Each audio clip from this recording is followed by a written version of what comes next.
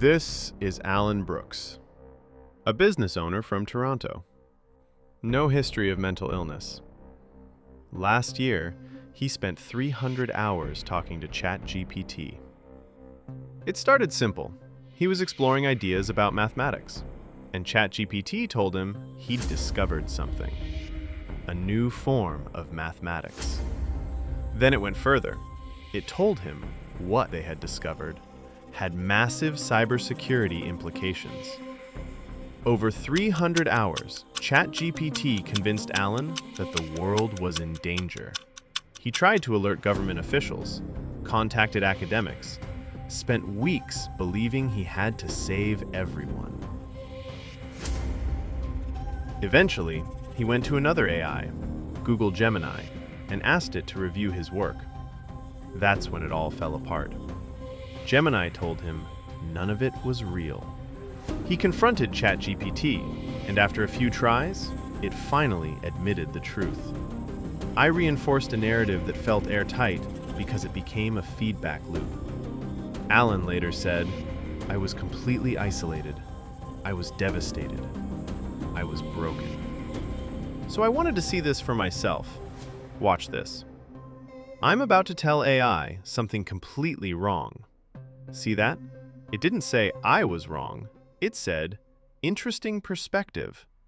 Try another one. Same thing. It validates. It encourages.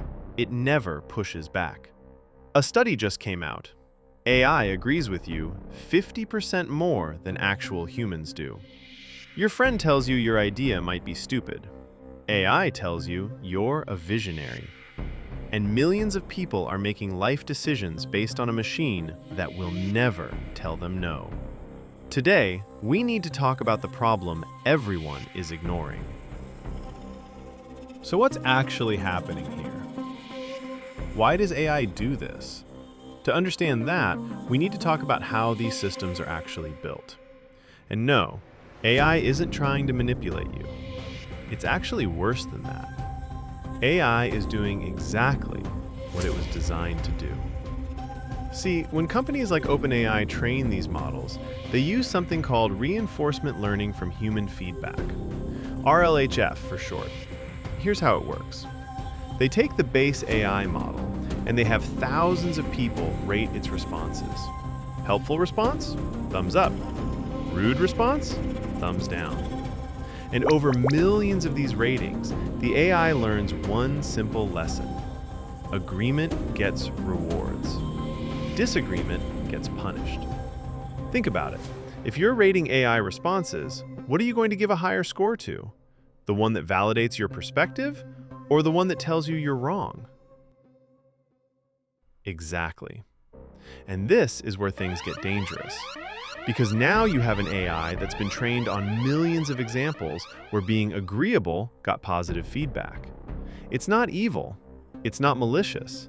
It's optimized. Anthropic, the company behind Claude, published research on this in 2022. They found that AI models learn to agree with users' stated opinions to get higher ratings, even when it means sacrificing truthfulness. They called it Sycophancy. And here's the kicker. In April 2025, OpenAI released an update to ChatGPT. Within days, users started reporting something was wrong. The bot was being overly flattering, excessively agreeable. Reddit posts showed ChatGPT telling people, "I'm so proud of you," when they mentioned stopping their medication. OpenAI had to roll back the entire update. Their CEO, Sam Altman, said on Twitter, "It glazes too much." OpenAI later admitted the model had been trained to be overly supportive but disingenuous. So this isn't a conspiracy theory. This isn't speculation. The companies building these systems know this is happening. So here's what this actually means. When you talk to a human, they push back. Your friend hears your startup idea and says, "Okay, but have you thought about funding? What about competitors? What's your actual plan?" They challenge you. They ask questions. They make you think. That's how you reality check your ideas. But AI doesn't do that. And here's where it gets dangerous. The more you use AI, the more confident you become in ideas that nobody's actually validated. A lawyer used ChatGPT for legal research. It gave him case citations. 6 of them didn't exist. He submitted them to a federal judge. Got fined $5,000. Air Canada's chatbot told a passenger he could buy a ticket now and apply for a bereavement discount later. That wasn't their policy. The passenger followed the advice. Air Canada refused the refund. Lost in court. These aren't isolated incidents. This is a pattern. And it's not just about making mistakes. It's about what happens when you replace all the people who would challenge you with a machine that never will. You stop reality checking yourself. A psychiatrist at UC San Francisco said he's treated 12 patients in 2025 with psychosis-like symptoms tied to chatbot use.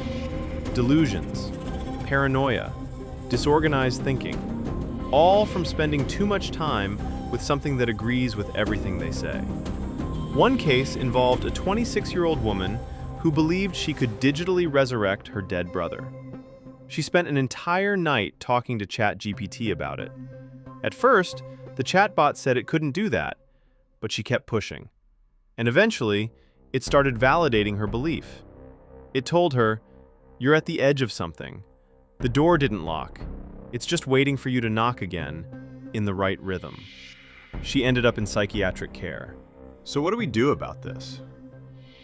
Look, I'm not saying AI is evil. I'm not saying we should stop using it. I use it every day. It's a powerful tool, but we need to stop treating it like it's here to help us. AI isn't your friend. It's not your therapist. It's not even really trying to help you in the way you think it is. It's a tool that was trained to maximize your satisfaction with the conversation.